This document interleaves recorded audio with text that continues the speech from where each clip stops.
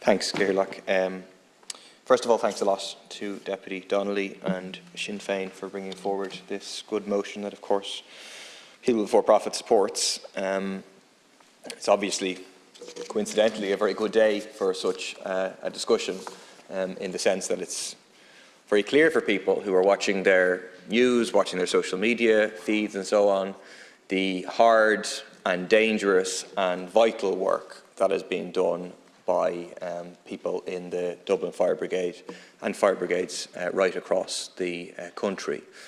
How essential it is being underlined, and obviously not just in terms of fighting fires.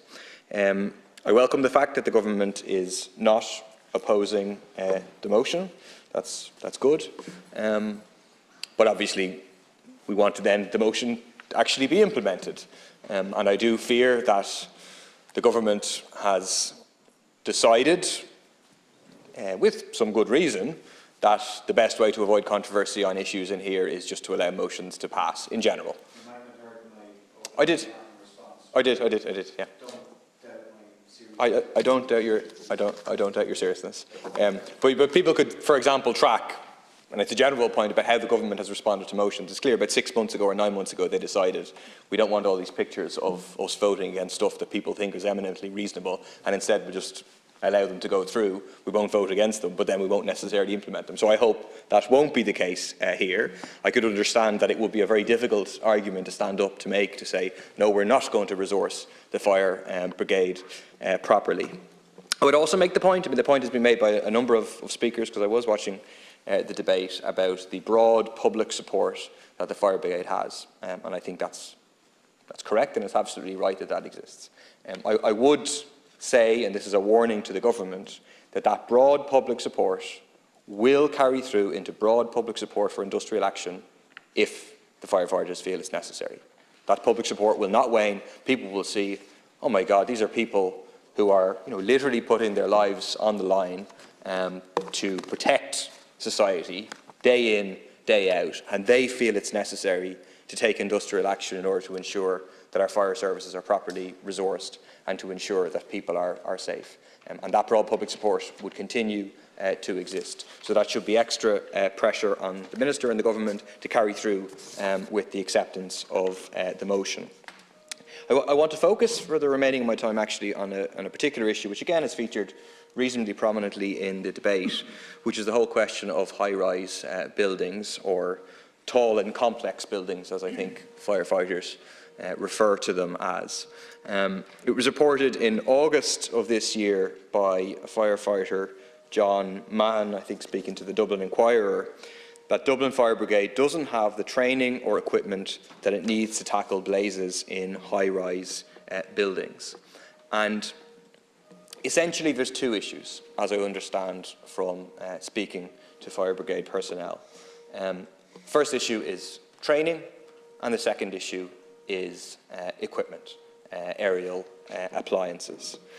But there is if you look at the development of Dublin as a city, you have a moderately dense city centre, then relatively low density to the outskirts, and then at the outskirts you have a proliferation in Tala, in Blanchardstown, in Finglas, right around the kind of M50 ring. You have a proliferation of reasonably high-rise development, 6, 7, 8, 9 stories high, and that's accelerating.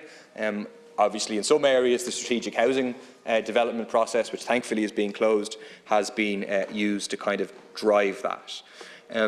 But it raises a very serious issue if we have these high-rise developments getting approved and that we don't have the equipment and the training in place necessary to ensure those that are going to live in these high-rise developments will be safe. So the issue in terms of training, as I understand, is that there's very good training available in Dublin Fire Brigade in terms of dealing with tall and complex buildings. And I understand that, for example, the aerial appliances aren't the answer all by themselves, because once you go above a certain height, you're not going to get people out via the aerial appliances. You have to get them out through the inside of the building. So it's very dangerous, very specialised work for which you need training. But The point, as I understand it, is that because of the under-resourcing, because of the understaffing of the fire brigades, people aren't able to go and get that training. Because you need to be able to cover the service on each daily basis. COVID absolutely has an extra impact in terms of knocking people out, and then there aren't enough people left to be able to facilitate enough people to go and get the training that needs to be done. So we have an under-trained fire service as it stands, although of course people with enormous talent, skills and the capacity to provide that training, but it's not currently happening. And the second issue is the issue of equipment. And just to highlight the issue of equipment, again it's been referenced, the fire at the Glasshouse Hotel and Apartments in Tallaght, about a month and a half ago. And the stories that emerged from that were truly terrifying. People who were trapped on their balconies in fear of their lives, waiting to be rescued.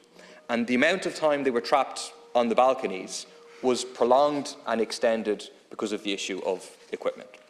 Because these were at a level, 5th or 6th story, where they could be rescued via aerial appliance, and in fact were ultimately rescued by aerial appliance. But they had to wait for at least 20 minutes of their waiting time, and some say they waited longer than that, was because the aerial appliance was being transported out from Tara Street to Tallaght.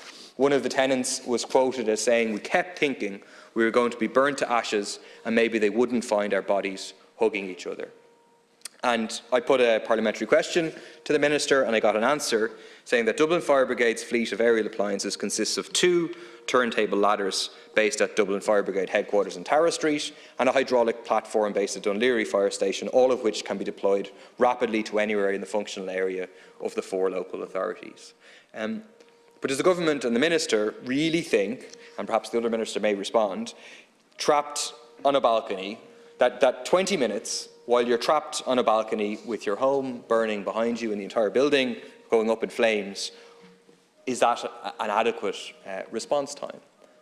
Or is it not the case, as the Taoiseach agreed with me last week when I asked him about it, and as a firefighter I was speaking to earlier agreed, that these need to be locally based? Obviously not every area across the city and across the country which has high-rise development is going to have specific area, but you need to have them based in areas whereby they can rapidly get to the areas that we have high-rise developments. Because it's not the case that it's only at Tara Street and Dunleary where you have high-rise developments. So I do think that action needs to be taken urgently to ensure that where you have high-rise developments taking place, that you have in rapid, short amounts of time can get the aerial appliances that are needed to save people's lives. And we need a commitment from the Government to have that, as well as the commitment to properly resource and staff our firefighting service so that the necessary training can be provided, but also so the necessary service and appropriate service for people can be provided at all times. Thanks a lot.